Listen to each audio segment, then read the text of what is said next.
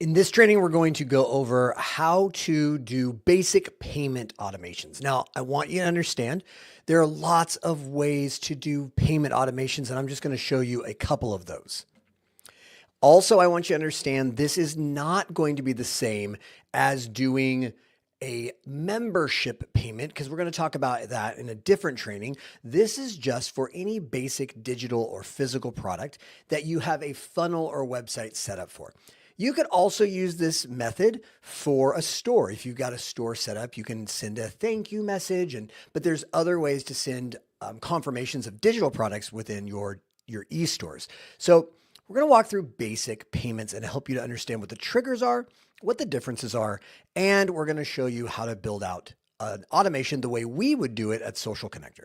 So I'm going to go ahead and I'm going to be in automations and I'm going to select create workflow. I'm going to start from scratch. And we're going to go ahead and we're going to create our name. We're going to call this payment automation number 1. I'm just doing that because I want you to know that we might do multiple of these. So the first thing we always have to do, besides saving our automation, is we always have to set our trigger, right? What's going to be the thing? And we always talk this way in every single training. What is going to be the thing that brings someone, what triggers this automation? What makes someone be added to so the automation can start to react? We're going to show you a couple different ones. So you're going to see that if we come down in here and we look at events, these are not going to have what you're looking for. A lot of times, well, it's an action, right? It's an action, but it's not an event that you're thinking of. We're going to move down, continue to scroll, and you're going to see payments. Now you'll notice there are multiple, it looks like 8 different types of payment triggers. And so I want to talk to you about each one. So inside of the platform, you can create invoices. And so you could do an invoice trigger. And that trigger could be when the invoice is sent, when it's paid, partially paid, viewed, or even voided. You could have a trigger for all of these for invoices. Okay, let's come back in and let's talk about our next payment type. Payments received. This could be anything when a payment has been received one or multiple times. And so that's something that you want to think about. So maybe you received a payment in the system. This works really great with Stripe. It works with PayPal and it works with Square. You can trigger an automation automatically when a payment received. Order form submission. So if you've got an order form on a funnel or a website, this does not apply if you have it on an e-store, but on a funnel or a website, you could take an order form submission, meaning someone has submitted that form and made payment on your site. It's order form submission. Order submitted. This could be not just not specifically to a specific funnel, but an order submitted. Documents and contracts. This could be triggered when someone has a document that you've sent them that has included a payment, because you can do that from our documents as well as estimates. And then finally, if you're selling a subscription product, you can trigger an automation when a subscription is started, even if that subscription's in trial basis, or if that subscription is automatically. If the subscription is successful payment, you could also have it trigger if it's a non-successful payment. So lots of different ways to do this, and I want you to see that, but I also want you to know we're going to keep it really simple. And we're going to assume this is a one-time payment. It's a one-time item that you are selling. And I'm going to show you 2 different ways you can do this. So let's start with it's a one-time payment and we have a test product, and you have to have a product already created for this to work. So we're going to go payment received and we're going to name this test product. Okay. So it's a payment received is our trigger. Now we have to add filters. So first filter that we always want to use is what is the name of the product, the global product. The product might have lots of prices, but we want to look at what the total product is. So we have our global product here, and it's going to say is, and we're going to see all of our different products, and we have test product. So I've already created this product under a payment section, and we have a test product. Now let's continue to look at the filters so that we might be able to add additional ones. So we can go add filters, and you can see now we can look at product price. So you can say product price is, and they'll see all the prices for this test product available. So you could narrow this down and say, I only want you to trigger if someone buys it for the 150, but maybe you have it at 75. Maybe you've got it at a higher price. You could trigger only on specific ones if you want, or don't use this filter and it'll trigger on any purchase of this product.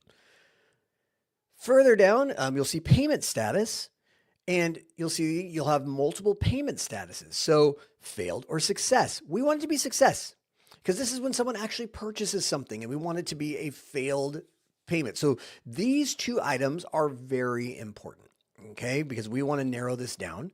So we're using one product, very important. And then finally, let's look at our source. So where did they buy this from? And so you could choose from a lot of places. Maybe they paid from one of your calendars. Maybe it's an external link.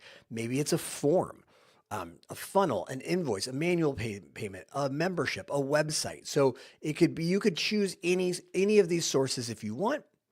We're actually not going to choose any of them. We're going to click off and we're going to say, great, now we're good to go. Global product, payment received, here it is. And we're going to click Save Trigger. And now, anytime someone makes a payment that is successful for our test product, they'll be brought into this workflow.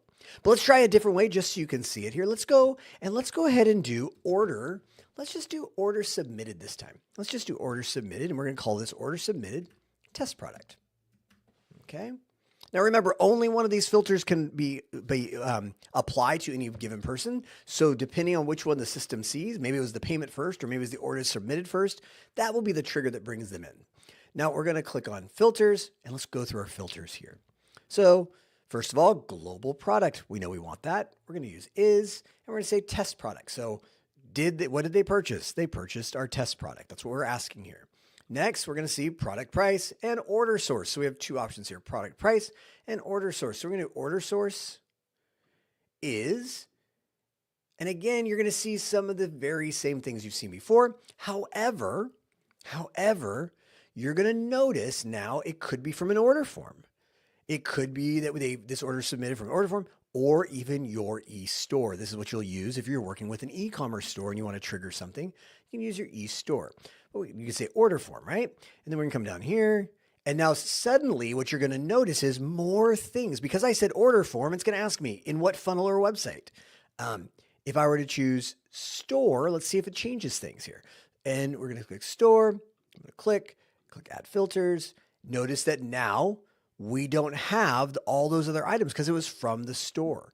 So you can say a subsource and you can see, is it an upsell in the store or was it a primary? So we're just going to say no, but it was from our store.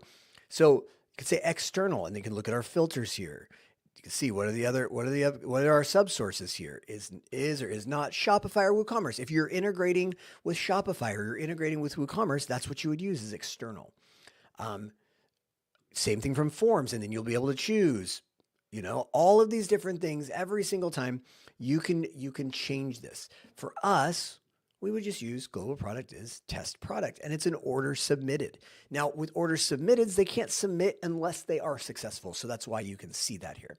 And let's do one more. Let's just do one more. So we're going to click on here. We're going to do order, and we're going to do order form submission just so you can see the differences. And we're going to call this order form submission test product. And we're going to click add our filter. Now you'll see we have two options only, in a submission type and in funnel website. So we're going to say submission type. Is it a sale? Is it an upsell? What is it? We're going to say sale. And we're going to look at our filters here in funnel. Now you could choose which funnel it was in. You can even choose which page it was on. And product is now because it's on the page. If that product was added to this page, you would see it.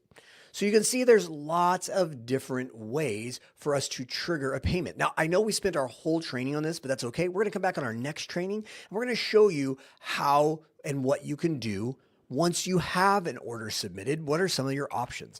But in this one, we just wanted to show you the triggers that you had available to you.